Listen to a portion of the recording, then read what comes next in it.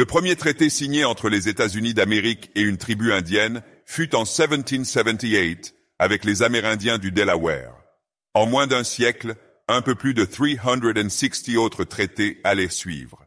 Mais comme en général, les Amérindiens n'en comprenaient pas un mot, et que les Blancs n'en respectèrent pas une ligne. En 1789, le gouvernement US prit les Indiens sous sa protection. En plus d'un système de propagande destiné à faire des Indiens des alliés du gouvernement, on instaura des postes de traite chargés de fournir aux Indiens diverses marchandises sans bénéfice. Ces établissements furent vite supplantés par des compagnies privées, comme la Compagnie des fourrures américaines, dont le fonctionnement était basé sur le profit. Après la guerre de sécession, le gouvernement américain institua les réserves indiennes où les Indiens seraient parqués, de gré ou de force, sur des terres réservées, dont personne d'autre ne voulait, et qui seraient leur propriété. Véritablement lancée en 1868, cette politique se poursuivit pendant une vingtaine d'années, au terme desquelles les Amérindiens, ou plutôt ceux qui en restaient, furent cantonnés sur des terres stériles et inhospitalières.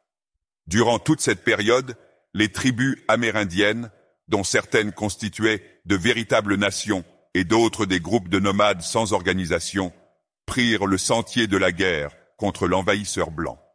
Les guerres amérindiennes furent caractérisées par une succession d'escarmouches et d'embuscades brèves et brutales, dans lesquelles les adversaires ne se firent pas de quartier. Au matin du 29 novembre 1864, une colonne de cavaliers américains progresse au nord de Fort Lyon, au Colorado. 6 hommes appartenaient au 3e régiment de volontaires de la cavalerie du Colorado et étaient sous le commandement du colonel J.M. Chivington, un ancien prédicateur méthodiste. La colonne avait progressé de 500 kilomètres en 10 jours, et dans une soixantaine de centimètres de neige. Complètement gelés, les cavaliers étaient harangués par l'officier en termes durs, tués et scalpés grands et petits. Le temps me dure de patauger dans le sang. Ne laissez pas les lentes devenir des poux. Les cavaliers arrivèrent en vue du camp des Cheyennes du Sud, sur les rives du Sand Creek, la rivière au sable, et se déployèrent en ligne de bataille le long d'une crête. Le chef indien Black Kettle fut avisé de la présence d'un millier de cavaliers et prit ses dispositions pour leur rendre hommage. Il fit hisser à un poteau un drapeau blanc et la bannière étoilée des États-Unis que d'autres grands chefs blancs lui avaient remis en gage de paix et d'amitié. Tandis que Black Kettle expliquait aux Indiens qu'ils n'avaient rien à craindre des grands sabres, 6 guerriers furent envoyés en guise de bienvenue au-devant des cavaliers américains. À cet instant, Chivington donne l'ordre de l'attaque. Les 6 guerriers tentèrent de faire demi-tour pour donner l'alerte, mais furent encerclés et massacrés à coups de sabre par une nuée de cavaliers. L'armée américaine fondit alors sur le village en déchargeant leurs armes, abattant femmes et d'enfants. Chaudron Noir ordonna la retraite à ses guerriers, ceux qui restèrent en arrière pour couvrir le repli, mais furent rapidement massacrés. Il n'y avait que la moitié des guerriers indiens qui étaient armés, car Black Kettle avait, afin de témoigner du désir de paix des Indiens, fait déposer la moitié des armes de son peuple à Fort Lyon.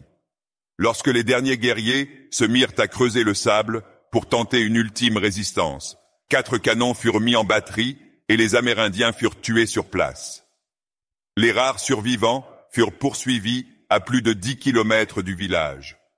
Quelques rescapés, qui s'étaient cachés au fond des cabanes, furent traqués et tués. Le massacre ne se termine que lorsqu'il ne reste plus aucun homme, femme, ni enfant.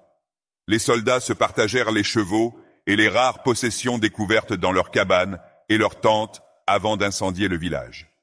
Plus de 300 personnes avaient perdu la vie. La cavalerie déplora 16 morts et 31 blessés.